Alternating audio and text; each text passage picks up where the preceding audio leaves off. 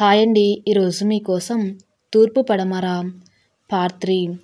మరి కథలోకి వెళ్తే, రమ్యని లహరి ఇంట్లోనే ఉంచి రామారావు గారు, ప్రభావతి, రాజేష్, అవనీలు తమ ఇళ్లకు వెళ్ళిపోయారు. రోజులు గడుస్తున్నాయి. రమ్య ఆలోచనల నుంచి తేరుకొని లహరికి పనుల్లో సహాయం చేస్తూ, పిల్లల్ని ఆడిస్తూ కాలం గడిపింది. అజయ్ లహరిని ఏదో కనుసైగ చేశాడు. సరే అన్నట్టు లహరి తల పంకించింది. లహరి పాపతో ఆడుకుంటున్న రమ్య దగ్గర కూర్చొని రమ్య అని పిలిచింది. ఏంటి లహరి అని చూసింది. రమ్య, జరిగిందేదో జరిగిపోయిందిరా, కాస్త ఆలోచించు. భార్య ఎప్పుడు భర్తతో కలిసే ఉండాలి, లేదంటే ఈ సమాజం నాన్న మాటలు అంటుంది. నువ్వు కొన్ని చూసి చూడనట్లు సర్దుకుపోవాలి. పాపం ఆంటీ వాళ్ళు నీ కోసం ఎంత బెంగ పెట్టుకున్నారో తెలుసా? భార్యాభర్తలంటే అర్ధనారీశ్వరులు, అంటే ఇద్దరు శరీరాలు వేరైనా ప్రాణం ఒకటి అని. ఇలా విడివిడిగా ఉంటే అది భార్యాభర్తల బంధం అనిపించుకోదురా. నీ కోసం కాకపోయినా కనీసం పిల్లల కోసమైనా మీ ఇద్దరు కలిసి ఉండవలసిన అవసరం ఉంది అంది లహరి నచ్చెప్పటానికి ట్రై చేస్తూ. నా భర్తకి ఇన్సెక్యూరిటీ ఫీలింగ్ ఉంటే భరించాను. ఆడదాన్ని ఏం చేతకాని దాన్ని అంటున్నా మానస్ని, వర్ధున్ని వేరువేరుగా చూసినా ఊరుకున్నాం. తనకి నచ్చితే పక్కలోకి వస్తాడు, నచ్చకపోతే చేతకాని దద్దమ్మ అంటాడు. ఓసారి చాచిపెట్టి కొడతాడు, ఇంకోసారి గోరుముద్దలు పెడతాడు. అతని చేష్టలను భరించాను లహరి. ఎందుకంటే నా తల్లిదండ్రుల కోసం, నా బిడ్డల భవిష్యత్తు కోసం. అన్నీ భరించాను లహరి. ఎందుకంటే మగాళ్ళు ఎలా అయినా ఉండవచ్చు, కానీ ఆడది మాత్రం అణిగి మణిగి ఉండాలనే సమాజం అనే మాటలు వింటూ పెరిగాను. అత్తింటి ఆరాళ్ళు నా కూతురికి లేవు. మా అల్లుడు బంగారం అనుకునే నా తల్లిదండ్రులను బాధ పెట్టడం ఇష్టం లేక అతను ఎన్ని అన్నా భరించాను. కానీ అన్ని భరించానని నా భార్య స్థానమే నాకు కాకుండా చేశాడు. దాన్ని కూడా వేరొకరితో పంచుకున్నాడు. మరి ఇదెలా భరించాలి? ఏ ఆడది ఒప్పుకుంటుంది తన భర్తని వేరొకరితో పంచుకోవడానికి? నిజమే లహరి, భార్యాభర్తల బంధం అర్ధనారీశ్వరుల బంధమే. ఆ పరమశివుడు లోక కళ్యాణార్థం గంగని తన సిగలో నిలుపుకున్నాడు. అది మనకి తెలిసిన విషయమేగా. అక్కడ గంగాదేవి భూమిపైకి రావడం మనకి అవసరం కాబట్టి పార్వతీదేవి పరమశివుని నిర్ణయాన్ని అంగీకరించింది. అదే ఏ రీజన్ లేకుండా గంగని తన భార్యగా చేసుకుంటే పార్వతీదేవి ఒప్పుకుంటుందా చెప్పు అని ఏడవటం ప్రారంభించింది. ఏంటే, ఏం మాట్లాడుతున్నావు అసలు? రవికి ఇంకొకరితో? అతను బంగారమే అంది లహరి. అవునే, ఆ బంగారం మేలిం బంగారం కాదు, మికిలి పట్టిన బంగారం. తనకి ఓ అమ్మాయితో అఫేర్ ఉందని, వారిద్దరి బంధం అతను జాబ్లో జాయిన్ అయినప్పటి నుంచి ఉందని మా పెళ్ళైన కొత్తలో నేను టెంపుల్కి వెళ్తే తన కొలిగి ఒక అమ్మాయి చెప్పింది. కానీ నేను నీలాగా నమ్మలేదు, ఎందుకంటే ఆయన అలా నమ్మించారు. కానీ నేను అమ్మ వాళ్ళ ఇంటి నుంచి మా ఇంటికి వెళ్ళిన రోజు ఏమైంది తెలుసా? బయట మ్యూజిక్ సిస్టమ్ పెట్టి వాళ్ళ ఫ్రెండ్స్ ఇంటిని చిందర వందర చేసి చిందులేస్తుంటే మా ఆయన, అదే మనమంతా బంగారం అనుకుంటున్న నా భర్త, నాకు ఆయనకి మాత్రమే పరిమితమైన పడగదిలో వేరే అమ్మాయితో. అదే మాట మీ అందరి ముందు చెప్పలేక ఏదో కథ అల్లి చెప్పాను. ఇప్పుడు చెప్పు లహరి, అతనితో సర్దుకపోయి బతకమంటావా? నన్ను ఎన్ని అన్న భరించాను, కానీ నాకు మాత్రమే సొంతం అనుకున్న నా భర్త వేరొకరికి కూడా సొంతం అయితే ఎలా భరించాలి? అందుకే మొగుడు ఏం చేసినా పడుండాలి. తను నా ప్రాణం. నువ్వు కేవలం సమాజం దృష్టిలో మాత్రమే నా భార్యవి అని చెప్పిన అతన్ని సవాల్ చేస్తూ నేను చేతకాని దాన్నని, ఆడదాన్ని అని హేళన చేశారుగా. మీకంటే ఓ మెట్టు పైకి ఎదిగిన తర్వాత మీ ముందుకు వస్తాను అన్న పిల్లల్ని తీసుకుని బయటికి వచ్చాను అంది రమ్య అసలు నిజం చెప్తూ. అంతా చెప్పి బాధతో నిలబడిన రమ్యని ఓదార్చలేక అలా అని ఏమనాలో తెలియక అజయ్, లహరి అలాగే నిలబడిపోయారు. కాసేపటికి తేరుకున్న రమ్య, ఈ నిజం వాడితో ఎలా చెప్తాను లహరి? నాకంటే అల్లుడి మీద నమ్మకం ఎక్కువ వారికి. సొంత కొడుకులా చూసుకునే అల్లుడు ఇలాంటి వాడని తెలిస్తే వారు ఏమవుతారో అనే బాధతో ఆ రోజు నిజాన్ని దాచి ఏదేదో చెప్పాను. భార్య అంటే తక్కువ చూపు ఉన్నా భరించగలం, కానీ తన స్థానాన్ని ఇంకొకరితో ఎలా పంచుకుంటారు చెప్పు లహరి? అయినా అతని దృష్టిలో నేను పనికిరాని దాన్ని. అందుకే ఆయనకి కనువిప్పు కలగాలని నేను అతనితో సవాల్ చేశాం. నేనెప్పుడో చదివిన చదువుని సార్థకం చేసుకునే టైం వచ్చింది. మరుగున పడిపోతున్న నా తెలివితేటల్ని వెలికి తీసి నేను అనుకున్న సాధించి, ఆడది ఏదైనా సాధించగలదని ప్రూవ్ చేస్తాం. అంతవరకు నాకు ఆలంబనగా నిలబడతావా లహరి? కాస్త నీడని చూసుకునేంత వరకు మీ ఇంట్లో ఉంటాను. నాకు ఏదైనా ఇల్లు దొరికినంత వరకు మాత్రమే ఇక్కడ ఉంటాం. ఆ తర్వాత నేను వెళ్ళిపోతాను. అంతవరకు మీ ఇంట్లో అంటూ ఆగింది రమ్య. ఏం మాట్లాడుతున్నావు రమ్య? ఏదో చిన్న విషయానికి ఇంటి నుంచి బయటకు వచ్చేసావనుకున్నాం, కానీ అతని స్వరూపం తెలిసాక నువ్వేం చేయాలనుకుంటున్నావో చేసేంత వరకు నీతో పాటు మేముంటాం. వేరే ఇంట్లో ఉండే ఆలోచన పెట్టుకోకు, ఇక్కడే ఉండు. లహరికి కూడా ఓ తోడు ఉంటుంది. తను నేను వెళ్ళిపోయాక ఒంటరిగా ఫీల్ అవుతుంది. మా పెళ్ళికి తన వాళ్ళు ఒప్పుకోకపోతే దగ్గరుండి మా పెళ్లి చేశావు. మీ బావని అడిగి మాకు కొంత డబ్బు సాయం చేసి నేను నిలదొక్కునేలా చేశావు. అలాంటి నువ్వు కష్టాల్లో ఉంటే మేమెలా ఒంటరిగా వదిలేస్తాం నిన్ను? ఎక్కడికి వెళ్లకుండా ఇక్కడే ఉంటూ ఏం చేయాలనుకుంటున్నావో అది మొదలుపెట్టు. నీ వెనుక నీ అన్న ఎప్పుడు తోడుగా ఉంటాడని మర్చిపోకు అన్నాడు అజయ్. అవునే, ఎక్కడ ఉండటమేంటి? మన ఇంట్లో ఉండు. నువ్వేం చేయాలనుకుంటున్నావో నీ వెంట మేముంటాం అంది లహరి. రవి, అది వెళ్ళి ఇన్ని రోజులవుతుంది. మీ అత్తయ్య వాళ్ళు ఏదో దాస్తున్నారు. నువ్వు ఒకసారి ఇంటికి వెళ్తే మంచిది. లేదంటే వాళ్ళకి నీ మీద డౌట్ వస్తుంది అంది రేఖ రవి తలలో వేలు పోనిచ్చి. నాకు అదే అనిపిస్తుంది. ఫోన్ చేసిన ప్రతిసారి మా అత్తయ్య ఫోన్ లిఫ్ట్ చేసి ఏదేదో చెప్తుంది, కానీ అసలు విషయం చెప్పటం లేదు. నేను ఒకసారి వెళ్దామనుకుంటున్నాం. సరే, నాకు తెలిసి అదేం చెప్పిండదు. ఒకవేళ చెప్తే ఎన్ని గొడవలు అయిపోయేవో ఇప్పటికీ. ఎవరు ఏమనడం లేదంటే అది మామూలుగా వచ్చిందేమో అనుకుంటారు. అయినా వాళ్ళ ఇంటికి వెళ్ళి ఎన్ని రోజులు కాలేదు. మళ్ళీ కూతురు వచ్చిందంటే ఏ తల్లిదండ్రులైనా విషయమేంటో కూడా తెలుసుకోరా ఆమె తల్లిదండ్రులు అంది రేఖ. వారలా అడిగేవారైతే ఈ పాటికి నా ఇంటి మీదకి వచ్చేస్తుంటారు. వారికి నా మీద నమ్మకం అలాంటిదే. ఉన్న ఫలానా కూతురింటికి వచ్చినా వాళ్ళు అడగలేదంటే అర్థం చేసుకో. దానికన్నా నన్నే బాగా నమ్ముతారు.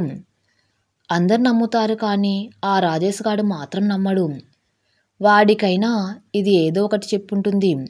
వాడు నాకు ఫోన్ చేయలేదంటే ఆలోచించవలసిన విషయమే. ఈ డౌట్స్ అన్నీ అక్కడికి వెళ్తే క్లియర్ అయిపోతాయి. వెళ్ళేటప్పుడు కొత్త బట్టలు, పళ్ళు, కాజు పట్టుకొని వెళ్తే చాలు. ముసలోళ్ళిద్దరూ ఫ్లాట్ అయిపోతారు. మా అల్లుడు ఎంత మంచోడు, మేమంటే ఎంత ప్రేమ, అభిమానమని మురిసిపోతారు అన్నాడు రవి నవ్వుతూ. అవునా సిల్లి అంటూ నవ్వింది రేఖ. సరే మరి, నేను వెళ్ళి వస్తాను అంటూ బయలుదేరారు రవి. నాకెందుకో అప్పుడే అనిపించింది నువ్వేదో దాస్తున్నావని. కానీ నీ నోటితో నువ్వు చెప్పేంత వరకు అడగకూడదని అనుకున్నారు. ఓసారి నిన్ను పిల్లల్ని పలకరించిపోదామని వస్తే నీ నోటి వెంట విన్నాను నిజం. నా దగ్గర దాచావెందుకురా? పేరుకి అక్క మొగున్నైనా నిన్ను నా బిడ్డ అనుకుంటానే. నన్ను పరాయివాణ్ణి చేశావు కదా అన్నాడు రాజేష్ బాధగా. అయ్యో బావా, అదేం కాదు. ఆ రోజు అందరూ ఉండటంతో చెప్పలేదు. మిమ్మల్ని పరాయివాణ్ణి చేస్తానా నేను? నాకు ఇన్స్పిరేషన్ మీరు. అంత చదువు చదివి కూడా సేవా దృక్పథంతో సేంద్రియ వ్యవసాయం ఎలా చేయాలో చెప్తున్నారు. వారు పంటలు బాగా పండించేటట్టు తోడ్పడుతున్నారు. మిమ్మల్ని ఆదర్శంగా తీసుకుని చాలా సేంద్రియ వ్యవసాయం వైపు మొగ్గు చూపుతున్నారంటే అర్థం చేసుకోవచ్చు అంది రమ్య. సరే, ఇంతకు నువ్వేమవ్వాలనుకుంటున్నావు? ఛాలెంజ్ చేయటమే కాదు, అది నిలబెట్టుకోవటానికి తగిన శ్రమ అవసరం. నీ ఆశయ సాధన కోసం నిరంతరం కృషి చేయాలి. అప్పుడు నువ్వు నీ ఛాలెంజ్లో నెగ్గుతావు. నీ వెంట మేమెప్పుడూ ఉంటాం. ఏ అవసరమైనా నేనున్నానని మర్చిపోకు. ఇదిగో ఈ డబ్బు ఉంచు. మానస్ని స్కూల్లో జాయిన్ చేయాలి. రేపు నేను వస్తాను. స్కూల్కి వెళ్ళి ఫీజు కట్టి వాణ్ణి జాయిన్ చేద్దాం. సరేనా? ఉంటాను తల్లి అంటూ బయలుదేరారు రాజేషు. మరుసటి రోజు ఉదయం రాజేష్ రమ్యని మానస్ని దగ్గరలో ఉన్న స్కూల్కి తీసుకుని వెళ్ళి ఫీజు కట్టి జాయిన్ చేసి స్కూల్ బుక్స్, యూనిఫామ్, షూసు అన్నీ తీసుకుని ఇంటికి వచ్చేసరికి ఎదురుగా వర్ధని కోపంగా ఉంది. అమ్మా, ఎక్కడికెళ్ళావు? ఎంతసేపు చూచాను. ఆంటీతో ఆడుకోమన్నావు. ఆంటీ ఎప్పుడు ఏదో చెబుతూ ఉంటుంది. ఆడుకుందామంటే రావటం లేదు అంది కోపంగా నడుంపై చేతులు వేసి. అన్నని స్కూల్లో జాయిన్ చేయడానికి వెళ్ళాను వరుణ్. అక్కడ లేట్ అయింది. ఏం తిన్నావా అంది రమ్య. ఎక్కడే, ఎంత బ్రతిమలాడినా తినదే. అమ్మ వత్తే తింటా, అమ్మ వత్తే తింటా అని అంటుందే కానీ తినలేదు అంది లహరి. అవులమ్మా, నువ్వు పెడితే మంచి మంచి కథలు చెప్తావు. ఆంటీ కథలే రావు, ఎప్పుడు ఏలు చేపలు కథే చెబుతుందంది వర్ధుని. తప్పు, అలా అనకూడదు ఆంటీని. తనకి వచ్చే కథలే నీకు చెబుతుంది, కానీ కొత్త కథలు ఎక్కడి నుంచి చెప్తుంది అంది రమ్య. బాబోయ్, రోజుకో కొత్త కథని ఎలా చెప్పగలుగుతున్నావే బాబు? నాకైతే కొత్త కథలు అప్పటికప్పుడు రావు. నీకు మాత్రం ఎలా వస్తాయి అంది ఆశ్చర్యంగా లహరి. ఏమోనే, నాకు చిన్నప్పటి నుంచి ఏదో కొత్తగా ఆలోచించి ఓ కొత్త కథలా చెప్పటం అలవాటు. ఆ అలవాటే వరుణ్ణి బుజ్జగుంచి తినిపించడానికి ఏదో కొత్త కథ చెప్తూ తినిపిస్తాను అంతే అంటూ వర్ధునికి, మానస్కి ఓ కథ చెబుతూ తినిపించింది రమ్య. అంతసేపు రమ్యని, పిల్లల్ని ఆసక్తిగా గమనించారు రాజేషు. పిల్లలు తిని ఆడుకోవటానికి వెళ్ళారు. రమ్య, ఏం చేయాలనుకుంటున్నావు ఇప్పుడు అన్నాడు రాజేషు. ఏమో బావా, ఇంతవరకు అసలేమనుకోలేదు, కానీ ఏదో ఒకటి చేయాలి. అతనిపై గెలిచి ఆడది ఏదైనా చేయగలదని నిరూపించాలి అంది రమ్య ఆలోచిస్తూ. ఆలోచన ఎందుకు రమ్య? నీకున్న టాలెంట్తోనే నువ్వు గెలిచే మార్గం ఉంది అన్నాడు రాజేషు. ఏంటి బావా, నాకు అర్థం కాలేదు. నువ్వేమంటున్నావో అంది రమ్య. నీలో ఓ గొప్ప టాలెంట్ ఉంది రమ్య అన్నాడు రాజేషు. టాలెంటా? నాకా? ఏంటి బావ నువ్వు అనేది అంది రమ్య.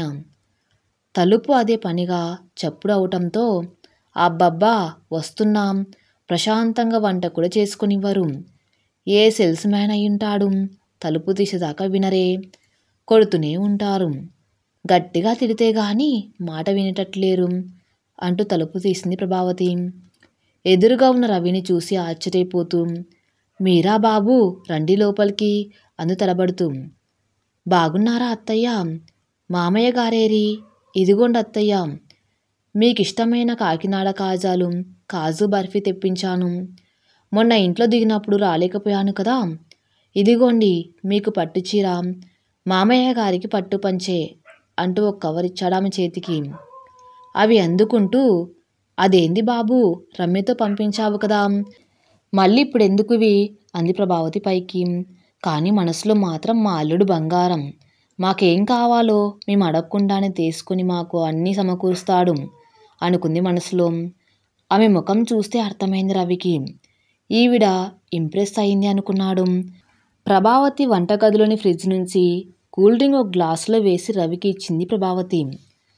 ఆ గ్లాస్ అందుకొని డ్రింక్ తాగుతూ, అత్తయ్య, మామయ్య గారికి ఎలా ఉంది ఇప్పుడు అన్నాడు. ఆయనకి బాగానే ఉంది బాబు ఇప్పుడు. అమ్మాయి గురించి ఏదైనా తెలిసిందా బాబు అంది ప్రభావతి. అత్తయ్య, అది అది రమ్య ఇక్కడికి రాలేదా అన్నాడు అనుమానంగా. లేదు బాబు, తెలిస్తే మీకు చెప్పకుండా ఉంటానా? అమ్మాయి గురించి తెలుసుకోవటానికే మీ మామయ్య తనకి తెలిసిన పోలీసు ఎవరో ఉన్నారని వెళ్ళారు అంది. ఇంతలో ఏమేమో పీతలు తీసుకొని రమ్మన్నావు, అవి లేవట. చాలాసేపు లైన్లో నించుంటే కానీ సముద్రపు రొయ్యలు దొరకలేదు. వీటిని మసాలా పెట్టి గ్రేవీలా వండు. బయట నుంచి అంటూ లోపలికి వచ్చిన రామారావు గారు రవిని చూసి బెల్లం కొట్టిన రాయిలు నిలబడిపోయాడు. బయట నుంచి అరుస్తా రావాలా అన్నట్లు గుడ్లురిమి చూస్తుంది ప్రభావతి. అడ్డంగా దొరికిపోయారా బాబు అనుకుంటూ నీళ్ళు నములుతూ నిలబడ్డారు రామారావు గారు. ఇంతలో రవి ఫోన్ మోగింది. ఆన్సర్ చేసిన రవి ఆ భార్యాభర్తల వంక కోపంగా చూస్తూ బయటకు వెళ్ళిపోయాడు. అతను సరాసరి లహరి ఇంటికి చేరుకుని అక్కడే ఉన్న రమ్యని చూశాడు. అంతవరకు కోపంతో ఉన్న వెంటనే ముఖంపైకి నవ్వు తెచ్చుకుని, రమ్య ఇక్కడున్నావా? నీకోసం ఊరంతా తిరుగుతున్నాను తెలుసా? మీ వాళ్ళని ఎవరిని అడిగినా నువ్వెక్కడ ఉన్నావో తెలియడం లేదని అంటున్నారు. నువ్వు ఇంట్లో ఉన్న రోజులు తెలియలేదు, కానీ ఇప్పుడు అర్థమవుతుంది నేను నిన్ను ఎంత ప్రేమిస్తున్నాను. చిన్న పనికి రమ్య రమ్య అని పిలవటం అలవాటైపోయింది. అలాంటిది నువ్వు లేని 10 రోజుల్లో నేను చిన్న పని కూడా సరిగ్గా చేయలేకపోతున్నాను. భోజనం తినాలనిపించడం లేదు. ఆఫీస్లో వర్క్ కూడా చేయాలనిపించడం లేదు. ఇదిగో ఇందాక మా కొలీగ్ ఒకరు నిన్ను ఇంట్లోకి వెళ్ళటం చూసి చెప్తే వెంటనే బయలుదేరి వచ్చాం. అవును పిల్లలేరి అంటూ చుట్టూ చూస్తూ, మానస్ వరు డాడీ వచ్చారన్రా, మనం మన ఇంటికి వెళ్ళిపోదాం అంటూ పిలిచాడు వారిద్దరిని. పిల్లలిద్దరు పరుగున వచ్చారు.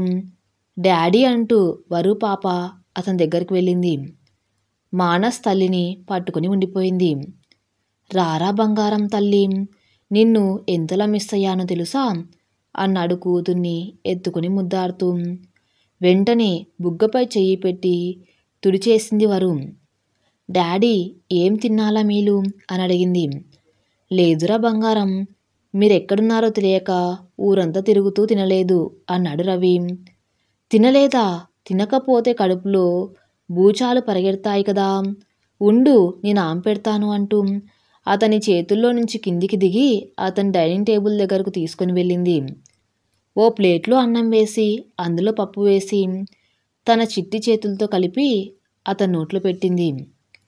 బాగా తినాలి డాడీ, మీరు డ్యూటీకి వెళ్తారు కదా, ఏం తినకపోతే ఎలా పనిచేస్తారు అంటూ ఒక్కో ముద్ద తినిపించింది. ఆఖరికి గ్లాస్తో వాటర్ తాగించింది. తినేశాక వర్రు పాప పద మన ఇంటికి పోదాం అన్నాడు ఆ చిట్టి తల్లి చేతులు పట్టుకుని. నేను రాను డాడీ, నువ్వు అమ్మని తిడతావు, నన్ను తిడతావు, నేను రాను.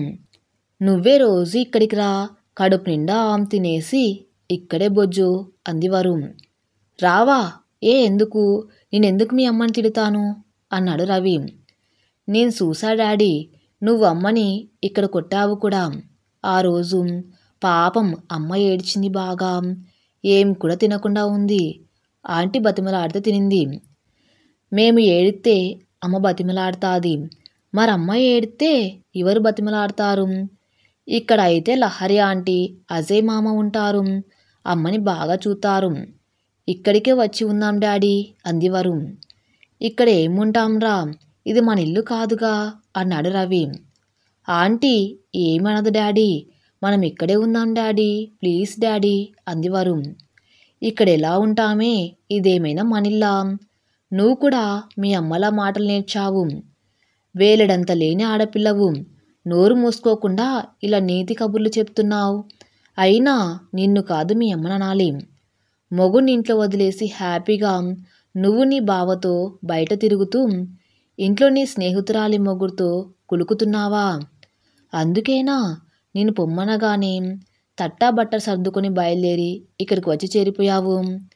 నీ వల్ల నేనెంత మదనపడ్డానో తెలుసా? నా పరువు మొత్తం గంగలో కలిపేశావు. మన ఇంట్లో ఉంటే నీ ఆటలు సాగటం లేదని ఇక్కడికి చేరి నీకు నచ్చినట్టు తిరుగుతున్నావా అన్నాడు కోపంతో ఊగిపోతూ. అంతవరకు కామ్గా ఉన్న లహరి, ఏం మాట్లాడుతున్నావు రవి? పిల్లల్ని పట్టుకొని ఏడుస్తూ వచ్చిన తనని ఆదరించి సేద తీరిస్తే మా ఆయన పైన రాజేష్ బావ పైన నిందలు వేస్తున్నావా? భార్య పిల్లలు ఉంటుండగా ఇంకో ఆడదానితో తిరిగే నీకు వారిద్దరి గురించి మాట్లాడే రైట్స్ లేవు అంది కోపంగా. ఓహో, మీరు మాట్లాడుతున్నారా? స్నేహితురాల్ని ఇంట్లో పెట్టుకొని మొగుణ్ణి దాని బావని నీ బెడ్రూమ్లోకి పంపి నీ ఇంటిని బ్రోతల్ హౌస్లా మార్చేసి నువ్వు కూడా నాకు చెప్పేదానివా అన్నాడు ఆమె వైపు ఏహ్యభావంతో చూస్తూ. వాట్ ఏమంటున్నారో అసలు తెలిసే మాట్లాడుతున్నారా? మా ఇల్లు బ్రోకర్ హౌస్నా? నేను మా వారిని రాజేష్ గారిని. ఛా!